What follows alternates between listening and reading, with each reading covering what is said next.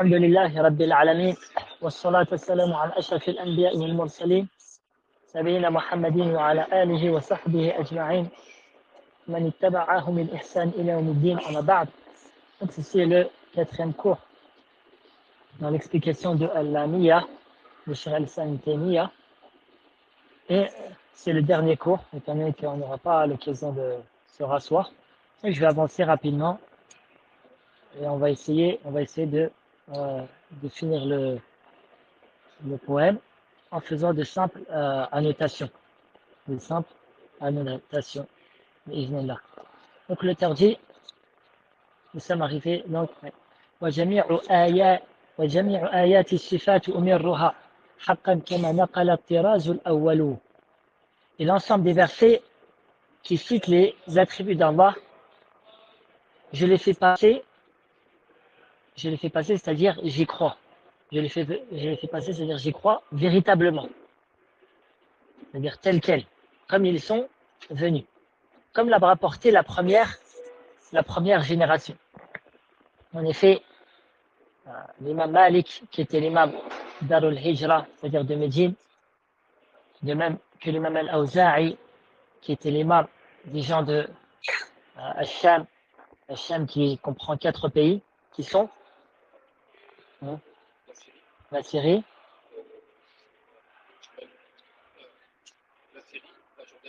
la Jordanie,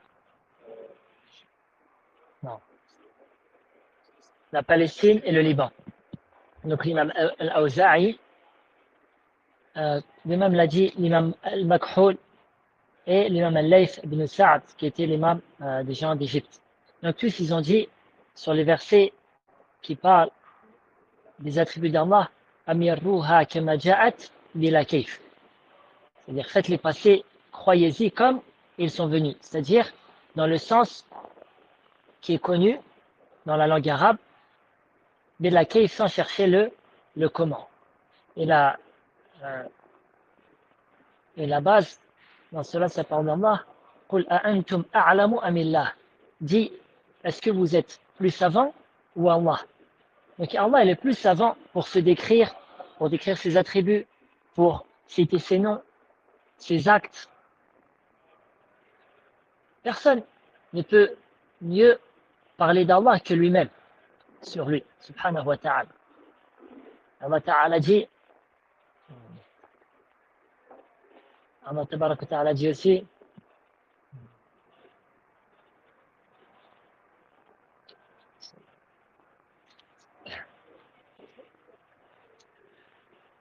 نعم سبحان ربك رب العزة عما يصفون والسلام على المرسلين والحمد لله رب العالمين. À la fin de quelle sourate? C'est les 3 versets de quelle sourate? Ça devient critique là. Non. Sourate Safat, les rangs. Donc Allah tabarak wa ta'ala dit, pureté et gloire à ton Seigneur, le Seigneur de la puissance. Il est au-dessus de ce qu'ils décrivent. Car celui qui lit sur la Safat, il voit certains versets où Allah Ta'ala nous dit comment il a été décrit par les polythéistes et les mécréants. Donc Allah Ta'ala dit, il est au-dessus de ce qu'ils décrivent. Ensuite Allah Ta'ala dit, wa salamun ala al-mursalin. Ils ont traduit par épée sur les messagers. Est-ce qu'il voulut que wa salamun ala al-mursalin, c'est que tout ce que les messagers ont dit sur leur Seigneur, eh bien ils sont exempts. Ils sont exempts de toute erreur ou de tout égarement. Wa salamun ala al-mursalin. Et c'est ainsi que les savants sont unanimes pour dire que tous les prophètes et messagers, ils sont ma'soumoun, c'est-à-dire ils sont exempts de tomber dans toute erreur dans la transmission du message divin. C'est ainsi qu'Allah Ta'ala wa salamun ala al-mursalin walhamdulillahi rabbil alamin, et que la louange à Allah, le Seigneur de l'univers. Et avant cela, Allah Ta'ala dit subhanallah amma yasifun. Dans cette même sourate, pureté et gloire à Allah, il est au-dessus de ce qu'ils décrivent. Ensuite, Allah Ta'ala dit illa ibadallahi al-mukhlasin.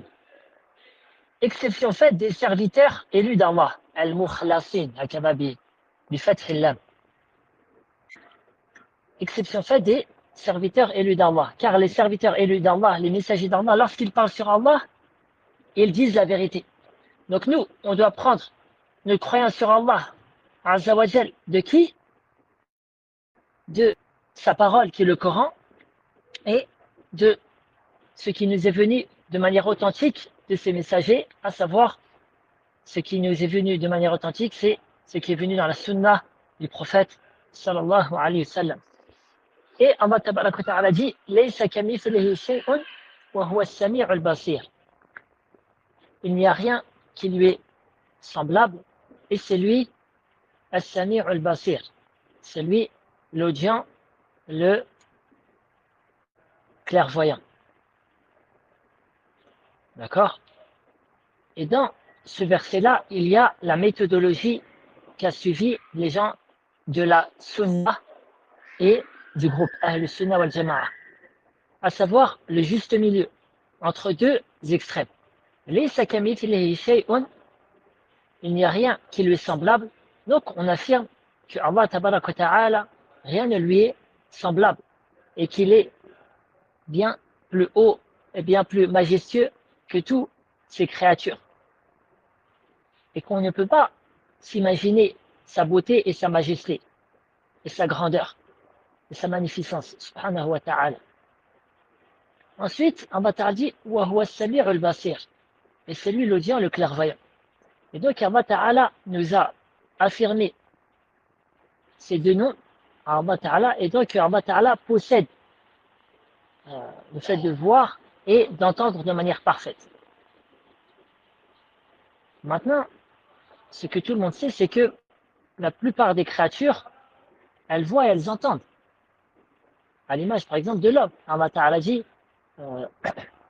هل أتى على الإنسان حين من الدهر لم يكن شيئا مذكورا إنا خلقنا الإنسان من نطفة أمشاج نبتليه فجعلناه سميعا بصيرا. Au début de Surat Al-Insan. Donc, Allah Ta'ala dit les deux premiers versets de Surat Al-Insan.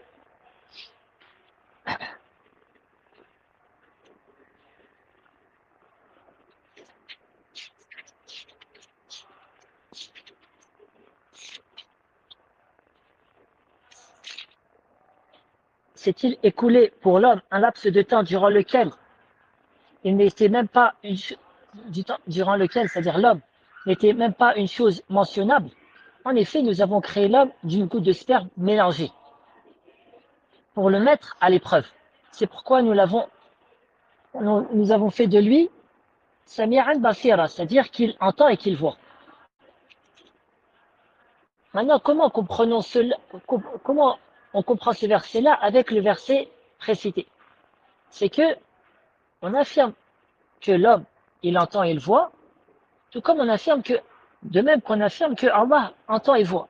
Mais laysa kamithlihi shay', il n'y a rien qui lui ressemble.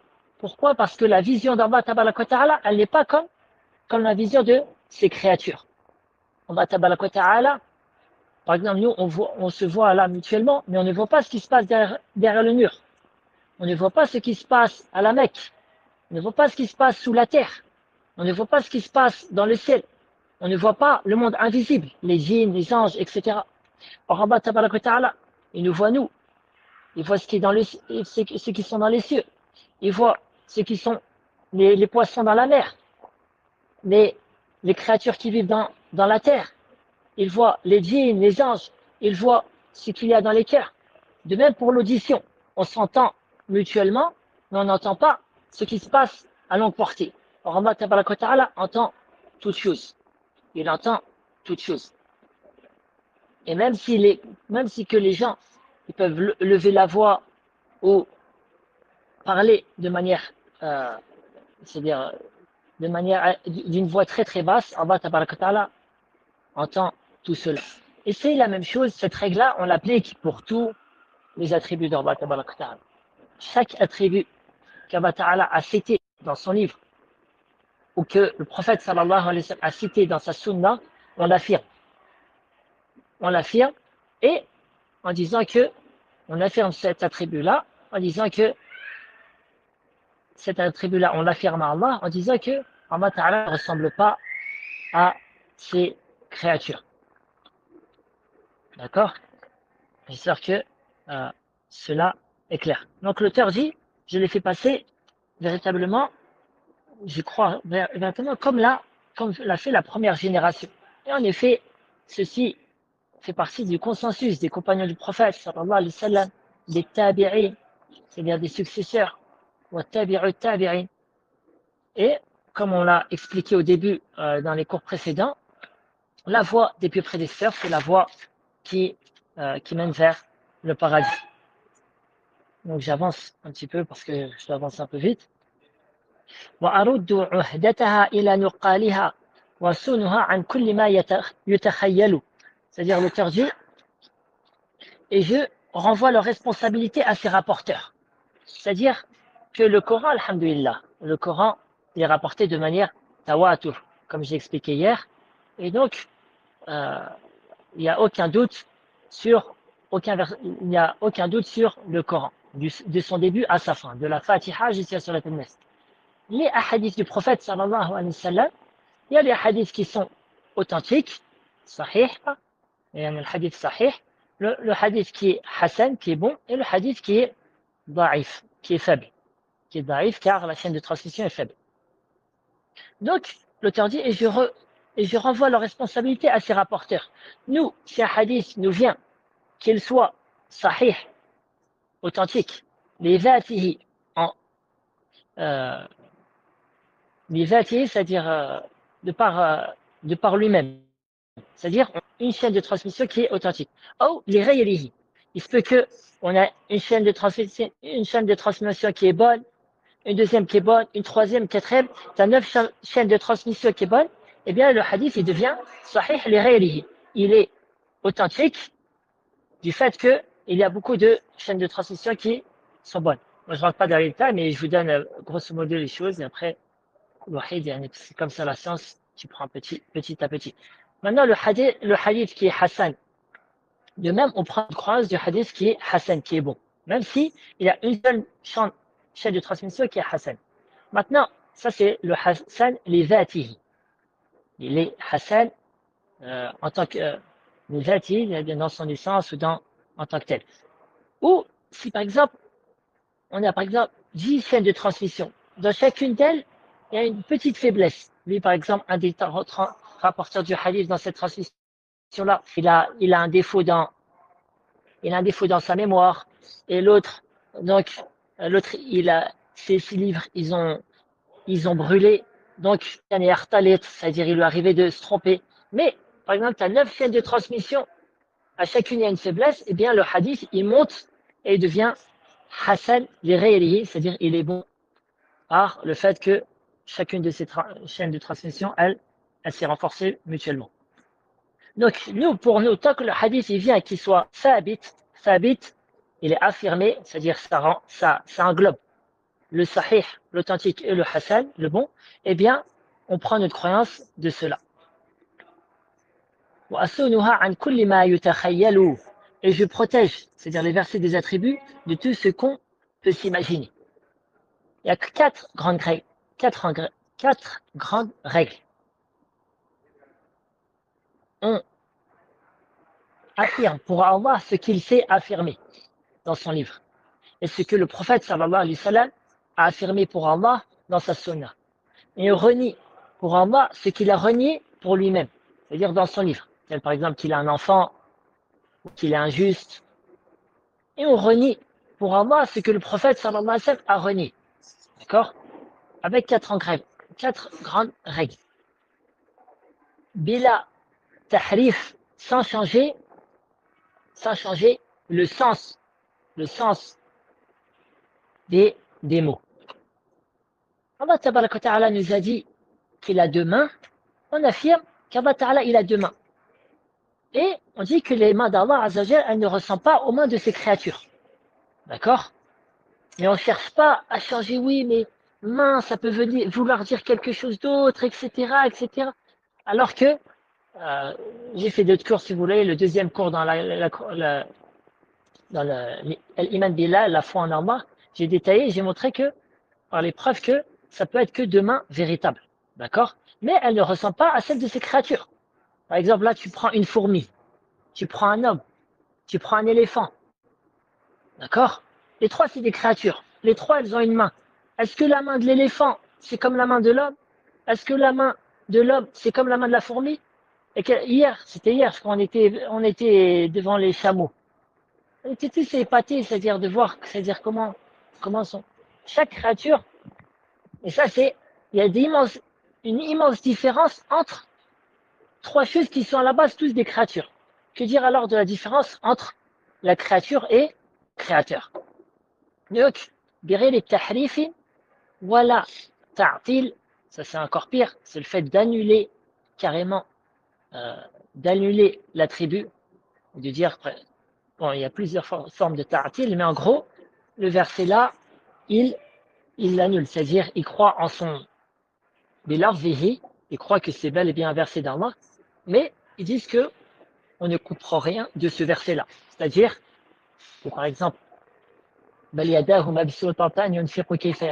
Ta'ala dit, et ses deux mains, mais plutôt ses deux mains sont largement ouvertes. Il dépense largement comme il veut. Et bien ils disent que ce verset-là, on ne sait pas son sens, tout comme on ne sait pas le sens de Alif Lam Mim. C'est-à-dire que la plupart des versets, étant donné que la plupart, presque le tiers du Coran, il parle d'Allah, de ses attributs, de ses noms ou de ses attributs, de ses noms ou de ses actes. Même les versets où il a dit ahkam, c'est-à-dire les jugements. Allah Ta'ala, il le finit par un de ses noms ou un de ses attributs. Pour donner un exemple, Allah Ta'ala dit إلا الذين تابوا من قبل أن تقدروا عليهم فاعلموا أن الله غفور رحيم. Lorsqu'Allah Ta'ala a cité la sentence qui doit s'abattre sur les coupeurs de route, qui font partie des pires gens qui font le désordre sur terre, car ils coupent la route des gens, ils les volent et ils vont même jusqu'à les assassiner. Allah Ta'ala dit, donc Allah Ta'ala a cité la sentence, ensuite Allah dit, illa alladhina tabu, si ce n'est ceux qui se sont repentis, min qabli an taqdiru alayhim, avant que vous les attrapez, alors sachez qu'Allah est pardonneur et très miséricordieux.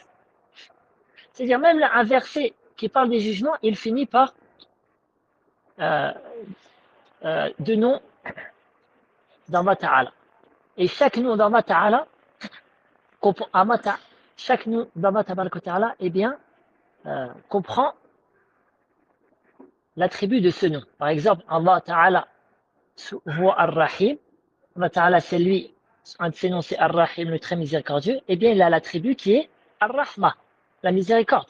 Allah Ta'ala, un de ses noms c'est al-Ghaffar, le grand pardonneur, eh bien, il a la sifat, l'attribut qui est le pardon, etc. Donc, la première chose, les tahrif wa la ta'til wa la takyif. On ne cherche pas le comment. Oui, mais comment sont les mains d'Allah? Oui, mais comment oui, mais comment non. Le comment, Allah Ta'ala ne nous l'a pas, c'est-à-dire appris. C'est pour ça que lorsqu'un homme est rentré dans la mosquée du prophète, sallallahu alayhi wa sallam, et s'est rendu vers l'imam Malik, et lui a demandé, il a cité le verset Ar-Rahman ala al-arsh istawa, le tout miséricordieux qui s'est établi sur le trône. Il a dit Kayfa istawa, comment il s'est établi sur le trône? Et là, quand l'imam Malik il a entendu cette question, il a été, c'est-à-dire, été foudroyé. Il a baissé la tête au point où, c'est-à-dire, il y a eu de la sueur qui sont tombées sur le front. Ensuite, il a répondu ça, c'est-à-dire la réponse qui est connue, al-istiwa ou ma'aloum. Le fait qu'Allah Ta'ala s'est établi sur son trône, c'est quelque chose qui est ma'aloum, qui est connu. Ça, c'est connu dans les livres d'Allah Ta'ala, et le sens de cela est quelque chose qui est connu dans la langue arabe. Wal-kayf ou majhoul. Et le comment est inconnu, car Allah Ta'ala ne nous a pas appris cela. Wal-iman bihi wajib. Et le fait d'y croire est obligatoire. car Allah Ta'ala l'a cité 7 fois dans son livre. Si Allah l'aurait cité qu'une fois, ça aurait été obligatoire d'y croire. Que dire alors qu'Allah Ta'ala a cité cela 7 fois dans son livre? Et le fait d'interroger sur cela, c'est-à-dire interroger sur le comment, c'est une innovation. Ensuite, il a ordonné qu'on sorte cet innovateur de la mosquée. Et cette règle-là, on l'a dit pour tous les attributs d'Allah Tabaraka Ta'ala. C'est pour ça qu'un grand savant de Shafi'ite, il a été interrogé sur un nuzul qu'on va voir que l'auteur a cité. D'accord? Allah Tabaraka Ta'ala, il descend au ciel le plus bas, au troisième tiers de la nuit, dernier tiers de la nuit. Et il a répondu la même, donc il a été interrogé sur le comment, et il a répondu la même réponse que le nuzul. C'est-à-dire que le fait qu'Allah descende, c'est quelque chose de ma'loum. Al-kayf, c'est majhoul. Al-imanubi, c'est inconnu. Le kayf, c'est de chercher le comment, c'est inconnu. Le fait d'y croire, c'est obligatoire. Et le fait d'interroger sur le comment, c'est une innovation. Et ça, c'est comme, tu peux dire cela pour tous les attributs d'Allah Tabaraka Ta'ala. Et la quatrième chose, wala tamthil. Et sans faire ressembler Allah à ses créatures. Sans faire ressembler Allah à ses créatures. On dit qu'Allah Tabaraka Ta'ala, il a deux mains qui sied à sa majesté et sa magnificence. Et on ne dit pas qu'elles sont de telle ou telle manière. D'accord? Et c'est ainsi que les gens de la Sunna ont pris ce verset-là pour règle. Et ils sont dans le juste milieu. Laysa kamithlihi shay, il n'y a rien qui lui ressemble. Donc, les gens de la Sunna du groupe, ils ne font pas partie des mumathila al-mushabbiha, ceux qui font ressembler à Allah, à ces créatures. Ensuite, wa huwa as-sami' al-basir, et c'est lui l'audient, le clairvoyant. Les gens de la Sunna du groupe ne font pas partie des mu'attila, ceux qui renient et réfutent les attributs d'Allah Ta'ala. Donc, ils sont dans le juste milieu entre ces deux extrêmes. Et ça, vous voyez que certains gens d'innovation, tels que les Ahbash, même quand ils citent ce verset-là, ils n'ont pas le courage de le citer en entier. Ils disent toujours les sakamith les shay. Et pour eux, c'est le verset qui décrit le mieux Allah dans le livre d'Allah. Il n'y a rien qui le ressemble. Il n'y a rien qui le ressemble. Ils ne cessent de dire cela et ils n'ont même pas le courage de finir le verset jusqu'à la fin, subhanallah. Pourquoi? Parce que c'est des mu'attila. Pourquoi? Parce qu'eux, ils ont exagéré dans le fait de renier les attributs d'Allah Tabaraka Ta'ala. Et quand tu leur dis cette règle, et tu leur dis, donc Allah, il entend et voit, et nous, on entend et voit, comment vous expliquez ça? Ils tremblent. Ils tremblent devant toi, ils n'ont pas de réponse. Si ce n'est de dire, t'es un mécréant, etc. Donc, alhamdulillah, Allah Ta'ala dit, وَكَذَلِكَ جَعَلْنَاكُمْ أُمَّةً وَسَطًا. Et c'est ainsi que nous avons fait une communauté du juste milieu. Donc l'islam, il est dans le juste milieu entre l'exagération des juifs et le laxisme des chrétiens. Et Ahl Sunna wal Jama'a, les gens de la Sunna du groupe, ils sont dans le juste milieu entre les différentes sectes. Et ça, c'est dans beaucoup de choses. Et ensuite, l'auteur ici dit c'est-à-dire on ne se imagine pas. Car c'est quelque chose, les attributs d'Allah, c'est quelque chose qui dépasse notre raison. Et même si tu t'imagines toute ta vie, etc., puis tu transmets ça à tes enfants qui vont chercher, ils vont s'imaginer, eh bien Allah Ta'ala sera bien plus haut et bien plus élevé et bien plus majestueux que ce que tu peux t'imaginer. Donc on ne s'imagine pas cela. D'accord? Donc on continue, on avance un petit peu. Ensuite l'auteur dit قبحا لمن نبذ القرآن وراءه وإذا استدل يقول قال الأخطل. Ça, masha'Allah, ce vers de poésie, rahimahullah, cher. Mais même si pour l'expliquer c'est un peu long, que soit un lédier, celui qui jette le Coran derrière lui. Et lorsqu'il s'argumente, il dit Al-Akhtalu a dit. Moi, je vais aller très vite et juste faut suivre un petit peu parce que Al-Akhtalu, c'est qui? Al-Akhtalu, c'est un poète chrétien, d'accord? De l'époque de l'Amawiya, d'accord? C'est un poète chrétien C'est un poète, il avait un certain nombre de poèmes, etc. Et donc, les gens de l'innovation, ils, ont, ils sont argumentés d'un vers, d'un vers de poésie à lui, et par cela, ils ont délaissé les arguments, c'est-à-dire les preuves qui sont claires comme l'eau de roche du Coran et de la Sunna. Et ça, c'est dans deux grands points dans la Aqidah, c'est même pas dans un seul, même si je vais en citer qu'un seul, mais ils ont pris deux. Subhanallah, c'est étonnant. Maintenant, euh, d'accord, jusqu'à là, c'est clair. D'accord. Maintenant, ce qui est étonnant, avant de rentrer, quel est ce vers de poésie pour c'est que, subhanallah, les gens d'innovation, tels que les Mu'tazila, les Jahmiya, et ceux qui les ont suivis, tels que les Ash'ariya, ils disent que le hadith al-ahad, on ne l'utilise pas comme preuve dans la croyance. Or, les gens de la Sunna ne divergent pas sur le fait qu'on prend la croyance du Coran et de toute la Sunna, que celle-ci soit ahad ou qu'elle soit mutawatir. D'accord. Qu'est-ce que le hadith al-ahad? Beaucoup de gens, lorsqu'ils entendent ahad, ils pensent que tout le hadith ahad, c'est un hadith qui n'a qu'une seule chaîne de transmission. Ceci n'est pas exact. Même, au contraire, c'est faux. Donc, il m'arrive quand je parle donc de parler et de citer ce qu'on appelle al-had. Al-had qui est différent de al-ta'rif. Al-had, c'est-à-dire citer son sens global approché, de sorte que la personne, elle, que n'importe quelle, elle comprenne de manière globale ce qui est visé. Par exemple, lorsque tu vas parler à un enfant, tu vas lui expliquer le jeûne. En général, tu ne vas pas lui donner la définition des gens de science, qu'est-ce que le jeûne. Tu vas lui dire, voilà, mon jeûne, c'est une adoration pour Allah. On espère par cela la récompense d'Allah.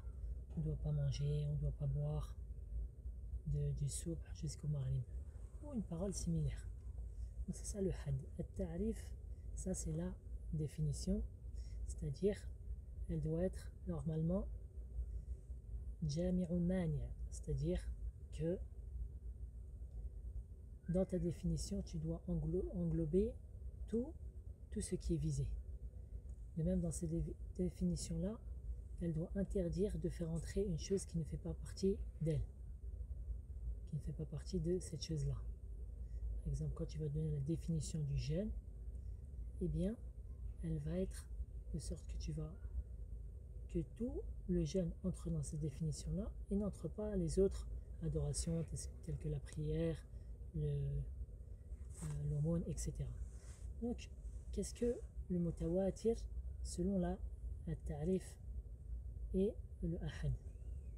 Donc, le mutawatir ما رواه عدد كثير عن مثلهم بحيث تحيل العادة تواطؤهم وتوافقهم على الكذب واسندوه إلى شيء محسوس. C'est ce que rapportait un grand nombre de personnes, d'accord, à un grand nombre de personnes. Donc tu vois que dans chaque tabaqat, dans chaque, c'est-à-dire génération, il y a un grand nombre de personnes, de sorte qu'il est impossible qu'ils se sont mis d'accord sur un mensonge et qu'ils rapportent cela à travers un de leurs sens. Un de leurs sens en général, c'est ils ont entendu cela ou ils ont vu cela. Ils ont été témoins de telle et telle chose. D'accord? Pour donner un exemple, les hadiths du Hawd al-Nabi sallallahu alayhi wa sallam, le bassin du prophète sallallahu alayhi wa sallam. Il y a plus de 80 compagnons, on va dire l'anhum, qui rapportent un hadith sur le bassin du prophète sallallahu alayhi wa sallam. Ensuite de ces compagnons-là, il y a encore plus de tabi'i, de successeurs qui rapportent cela. Et ensuite, plus les générations avancent, plus il y a de personnes qui rapportent cela. Donc les gens d'innovation, ils disent que la croyance, on peut la prendre donc, du Coran et que des hadiths mutawatir, qui sont de cette sorte-là. Et malheureusement, c'est que même dans leurs mensonges, ils ne sont pas véridiques. Étant donné que, par exemple, les Mu'tazila, ils renient le bassin du prophète sallallahu alayhi wa sallam. Mais, donc on ne veut pas rentrer trop dans les détails. Maintenant, le ahad. Le ahad, il a trois catégories. Qu'est-ce que le ahad? C'est-à-dire tous les ahadiths qui n'ont pas, moi je vais dire en arabe en premier, malam yujma' shurutul mutawatir, c'est-à-dire tous les hadiths qui ne remplissent pas les conditions du mutawatir. Et il est de trois catégories le ahad, donc le gharib, le aziz et le mashhour. Donc, le gharib, c'est ma tafarrada bi riwayatihi shakhsun wahid. D'accord? C'est ce qu'a rapporté une seule personne. Par exemple, un hadith du prophète sallallahu alayhi wa sallam, il y a un seul compagnon qui le rapporte et un seul tabi'i, c'est-à-dire successeur, qui le rapporte de ce compagnon-là. Et après, il se peut qu'il y a plus de gens de ce tabi'i-là, de ce successeur-là, il se peut qu'il a entendu ce hadith-là de lui plusieurs personnes. Donc je passe de manière assez rapide. Al-Aziz, maintenant, qu'est-ce que l'Aziz? C'est ma rawahu ithnan fi ayyi tabaqatin min tabaqat al-isnad. Ce qui a rapporté deux personnes. C'est-à-dire une des tabaqat, c'est-à-dire une des générations de la chaîne de transmission. Pourquoi? Parce qu'en général, les chaînes de transmission, c'est par génération. Le premier, c'est le compagnon. C'est la génération des compagnons. Ensuite, il va le rapporter, par exemple, à un grand tabi'i, le tabi'ul kabir. Lui, il va le rapporter à un petit tabi'i. Lui, il va le rapporter à, par exemple, un moyen tabi'ul tabi'i, les successeurs des successeurs, jusqu'à ceux qui ont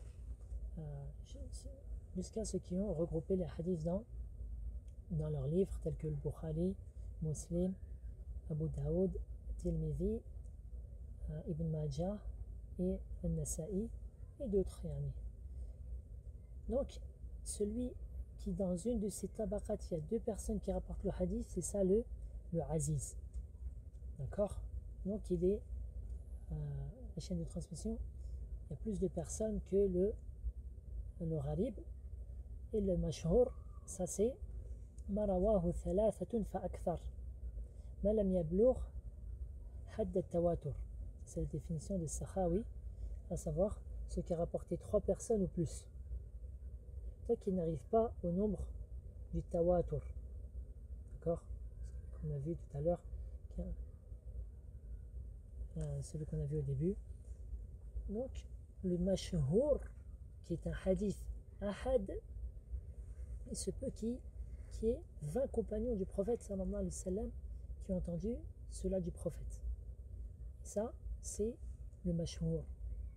D'accord? Et malgré cela, donc ces innovateurs-là, même le mashhour, ni le gharib, ni le aziz, ni le mashhour, ils l'acceptent dans la croyance. Ce qui est donc une chose qui va à l'encontre des fondements des gens de la sunna quant à l'acceptation des preuves. D'accord? Maintenant, eux, ils te disent que tout le ahad, on n'accepte pas dans la croyance, même s'il est mashhour. Même s'il y a 10 compagnons qui a entendu cela, il a En général, tabi'in, il y en a plus. Mais disons qu'il y en a 10 dans chaque tabaqat, dans chaque génération, ils ne l'acceptent pas. Eux, ils ont pris leur croyance d'un vers de poésie qui n'est même pas sabit, qui n'est même pas rapporté avec une seule chaîne de transmission authentique jusqu'à l'Akhtal. Et des grands savants, ils ont dit, nous avons cherché dans Dawawin, c'est-à-dire les recueils de Al-Akhtal, on n'a pas trouvé ces vers de poésie. Et tu vois, c'est-à-dire à quel point ces gens-là, ils reposent sur rien. Mais quel est ce vers de poésie, entre autres? Il dit, Inna al-kalama la fil fuadi wa innama. Ju'ila al-lisanu ala al-fuadi dalila. C'est-à-dire, il dit, certes, la parole se trouve dans le cœur. D'accord? Mais c'est que la langue est mais la langue, elle exprime ce qui est dans le cœur. Et en gros, ils veulent s'argumenter sur cela pour dire quoi? Que Allah Ta'ala n'a pas, que le Coran n'est pas la parole d'Allah, mais que c'est hadith al-nafs. C'est-à-dire que c'est hadith al-nafs, c'est ce que la personne, elle se dit en lui-même. D'accord? Ce que la personne, elle se dit en lui-même et s'argumente de cette poésie. Donc maintenant, la réfutation. Premièrement, donc j'ai dit que c'est même pas rapporté de lui de manière authentique. Deuxièmement, il y a une divergence. Est-ce qu'on s'argumente dans la langue arabe, je dis bien dans la langue arabe, des poètes de cette époque-là ou non? Troisièmement, c'est qu'il est plus connu de ce vers de poésie qui commence par Innal bayan ala fil fuadi wa innama. C'est-à-dire, Innal bayan, c'est-à-dire, certes, le fait de vouloir exprimer une chose, il est dans le cœur. C'est-à-dire, quand tu veux, c'est-à-dire, avant de parler, tu réfléchis. D'accord? Tu réfléchis, tu te dis, voilà, je vais dire telle et telle chose. Et après, ta langue, elle formule cela. Et c'est-à-dire, et dans de ce vers-là, il n'y a pas d'argument pour eux. Il n'y a pas d'argument pour eux. Quatrièmement, c'est que lui, c'était un chrétien. C'était un chrétien. Et les chrétiens, eux, ils ont pour croyance c'est-à-dire, c'est-à-dire que le Dieu, il a fait qu'un seul avec l'homme. D'accord? Il a fait qu'un seul avec l'homme. C'est pour ça qu'ils disent que, après, bon, même chez les chrétiens, il y a des divergences, mais eux, ils disent carrément que, bon, certains, ils te disent que Jésus, c'est le Fils de Dieu. Certains, ils te disent carrément que Jésus, c'est Dieu, c'est leur Seigneur. Et donc, eux, ces chrétiens-là, forcément, ils ont des problèmes même dans Al-Kalima, c'est-à-dire la parole. Dans la parole, dans leur croyance, quelle c'est la parole, etc. Ils ont des gros problèmes dans leur croyance. Donc lui, même s'il voulait s'exprimer, même si c'est de lui, il transmet sa croyance à lui qui est erronée. Donc là, est-ce que nous, on va prendre ce vers de poésie d'un bol, c'est-à-dire d'un égaré, chrétien, mécréant, qui en plus, il était connu pour sa perversité, c'est-à-dire pour boire de l'alcool, pour avoir de la perversité, on va prendre du Coran et de la Sunna. Tu vois que, subhanallah, c'est étonnant, c'est-à-dire. Et en plus, ils ont pris cela dans ça et dans un autre point de la croyance. Ils ont pris un autre poème de lui, Allah al-Musta'an. Donc, je continue. Donc, c'est-à-dire, l'auteur, il les réprimande. Il dit, comment vous avez osé, c'est-à-dire délaisser le Coran qui est clair